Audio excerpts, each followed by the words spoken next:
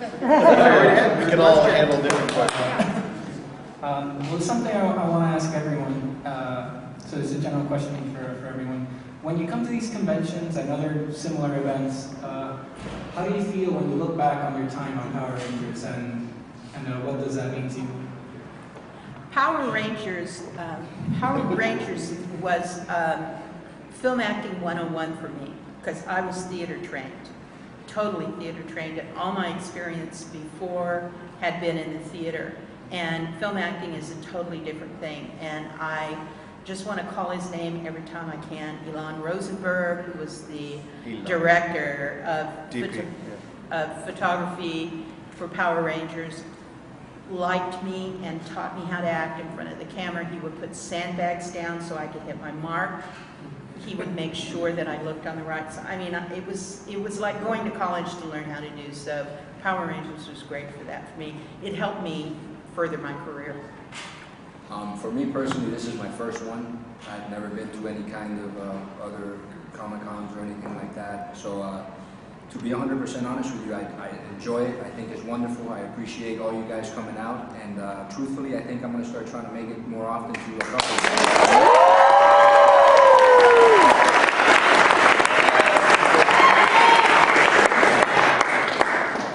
2 years ago was my first, and I had been asked prior, but because I only did the original pilot, I was terrified. I was thinking, I'm going to show up and everybody's going to say, like, you weren't a Power Ranger? And I was like, why are they asking me to show up? I don't get it. And I did. I just felt like, you know, it's a part of my past I had to face. I walked away from something that was phenomenal. And I didn't know exactly how to feel about it. So I showed up, and if it wasn't for that, the fans, they just brought back all the wonderful memories, the accomplishment of even landing the role in the first place. And I gained some really good friends, Chris being one of them, Daniel Romano, another.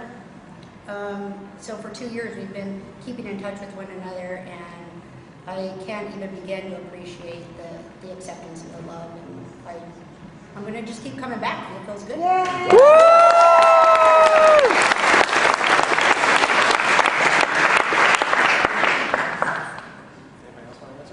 Oh, wait. You need all 5 of us to talk No, about just if you It'll be a long day for these people in the back of the line. So, okay, next Thank question.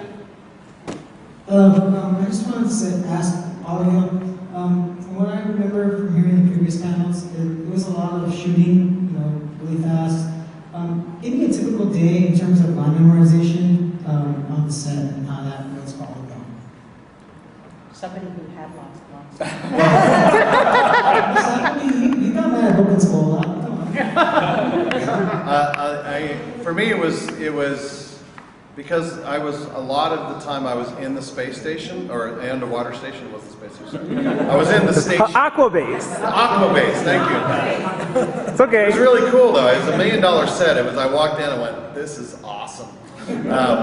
But because I did a lot of stuff and they shot 3 episodes at a time, it was a little weird because like they'd say, okay, they'd have "Go Rangers," and the next line would be like, "No, Rangers, behind you," or this. And they'd give me all the lines, and sometimes I watched the show and I was like, well, that was weird. Oh, that was because I was shooting them all the same day, so it was all basically the same thing, but because it was 3 different episodes, it would be weird for me. I was like, that's not what I would have said if I knew they were shooting in sequence, you know what I mean? That was the one thing that was a little odd for me. I enjoyed the times more when we were out of the base and I got a chance to actually be in the training exercises, or it was a consistent thing, or the fire rescue thing, which I really liked that episode, or the time I was possessed. I love that stuff. That was cool, because I had red contacts and I got to walk around. No, but for me it was weird because a lot of this, they would shoot all my stuff in one day for 3 episodes, and then when you watch it, it played back, it didn't quite match for me. I was like unhappy with that part of it. My day was 6:30 call, sometimes 5:30. Then I would go and sit in my dressing room for 3 hours while they shot all of the Ranger stuff. And then they would call me on set for my 5 minutes of really hard work. And then I'd go back and I'd sit in my dressing room for another couple of hours and then have lunch. And then go back to my dressing room, and about 5 o'clock in the afternoon I'd do another 5 minutes of intense work. And then they'd let me go about 7 o'clock. So that was a typical day for me.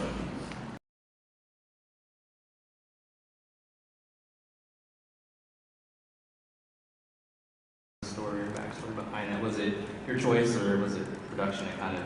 It was my choice. It was my choice. I was living in Arizona at the time. I was traveling back and forth for auditions, and I landed that one, and I did not expect to. I was 25 playing a 15-year-old on the Power Rangers. So at 25, I mean, I wanted to make a living, not be famous. You know, I was more concerned with that, and considering it was a non-union show at the time, nobody knew at that time that it was going to be astronomical. So the contract that I signed was a 5-year contract. So if Power Rangers didn't happen, I could be pushed around to different shows for 5 years. And starting once I landed the role, I thought, well, this is going to be easy. I thought, you know, landing roles is going to be hard. I'll just go out and land some other ones and become union real fast. That didn't happen. But I had a choice to make, and I just decided, you know what, I don't like the agreement, basically. You know, the hard part of making the decision wasn't that I might be famous someday. It was leaving my friends. Because it was a business decision, I never shared with them that I was going to make that choice to leave. And they felt betrayed that, like, hey, we're a group. Hey, we're the Power Rangers. We're a group. You're supposed to share everything. And it was a business thing. So, yeah, that's how it happened.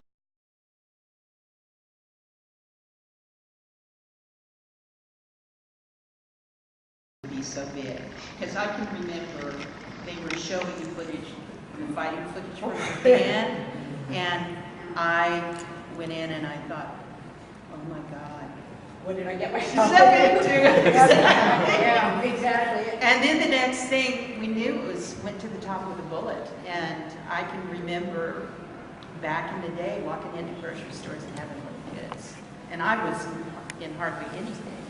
The one thing I will say though, nobody knew, but there was a magic in the air. There was something there that I thought the excitement that we were feeling as a group was because we had jobs. We're like, oh, this is great, we're working. And if I really think about it, go back, no, it was because something special was about to happen. That's what it was. And I think that shows in the fact that, first of all, you guys are all out here, number one. And number two, the franchise is still going on. There's something to be said about the diversity of the kids who become Rangers, about the stories they have to tell, which are positive stories about helping one another and going ahead. And while it may not have been Shakespeare, you know, or Casablanca that we were filming, I think it has been good for kids.